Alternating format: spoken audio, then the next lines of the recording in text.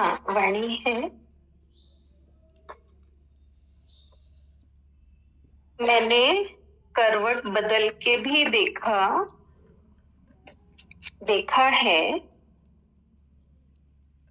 याद तुम उस तरह से भी आते हो। उस तरफ से भी आते हो।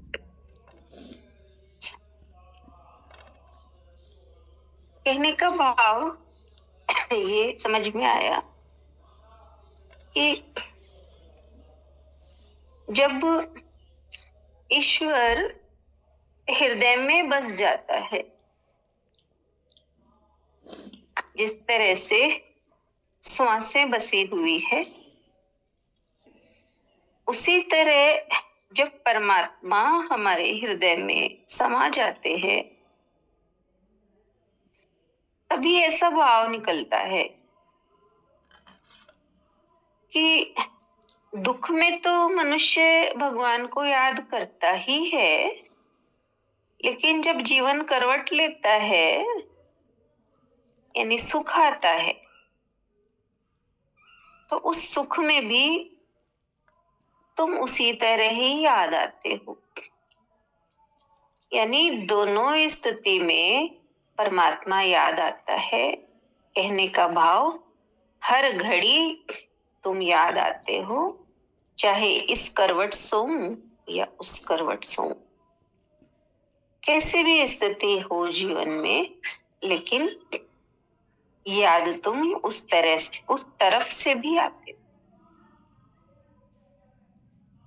तो ये तभी है जब वो ईश्वर हमारे शरीर में रच बस जाए, जैसे खून शरीर के भीतर बहता ही रहता है।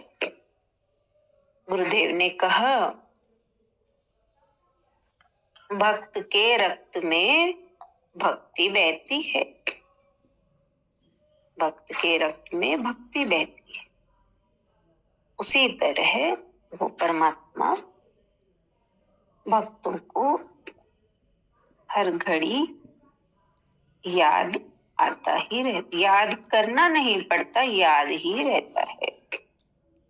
इस तरह भाव कि मैंने करवट बदल करके भी देखा, याद तुम उस तरफ से भी आते हो।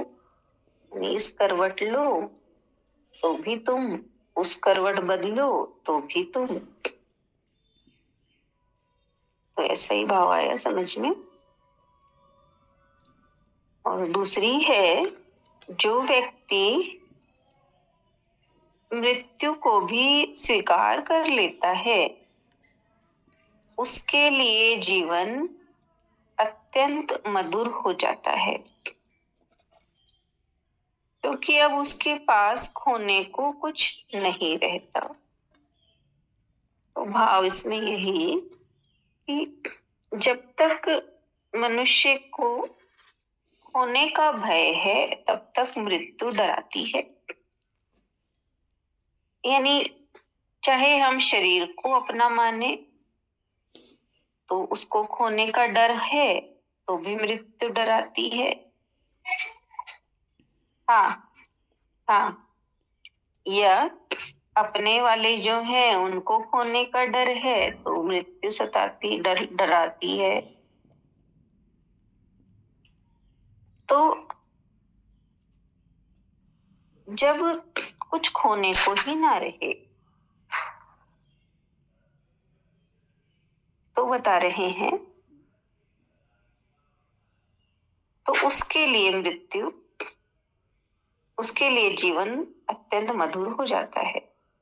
इस तरह की मृत्यु आए तो जो उसे स्वीकार कर लेता है, यानी कोई भय नहीं रहा, कुछ खोने का भय ही नहीं, तो मनुष्य मृत्यु को स्वीकार करता है, तभी वो जो जीवन है उसे आनंद से जी पाता है। अन्यथा तो मृत्यु का भय सदा उसके सर पर रहे तो डर डर कर ही जीता है। तो ऐसा ही समझ में आया भाव। हरिओम।